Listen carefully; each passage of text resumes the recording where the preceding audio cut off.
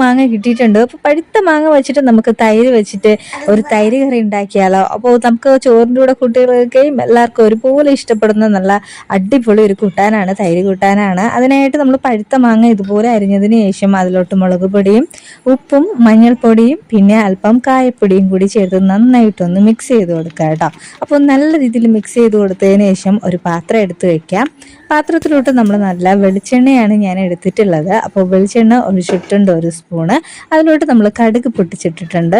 പിന്നെന്താണ് ഒരു വറ്റൽമുളക്, പിന്നെ കറിവേപ്പില. അതൊന്ന് പൊട്ടിയതിന് ശേഷം നമ്മൾ അതിൻ്റെ മുകളിലായിട്ട് നമ്മൾ ഈ ഒരു മസാല മാങ്ങ കൂടി നമുക്കതിലോട്ട് തട്ടി കൊടുക്കാം. എന്നിട്ട് നല്ല രീതിയിൽ നമ്മൾ ആ ഒരു മാങ്ങ തട്ടിയതിന് ശേഷം ഗ്യാസ് ഓഫ് ചെയ്യുക. എന്നിട്ട് തൈര് ഒഴിച്ചു കൊടുക്കുക കേട്ടോ. അപ്പോൾ നല്ല രീതിയിൽ മിക്സ് ചെയ്തെടുക്കുക. അപ്പോൾ നമ്മുടെ തൈര് മാമ്പഴക്കറി റെഡി ആയിട്ടുണ്ട്. ഇനി നമുക്ക് ചോറിൻ്റെ കൂടെയൊക്കെ അങ്ങ് കൂട്ടി അടിച്ചിട്ട് കുശാലായിട്ട് കഴിക്കാം. അപ്പോൾ വീഡിയോ ഇത്രയേ ഉള്ളൂ. Bye bye.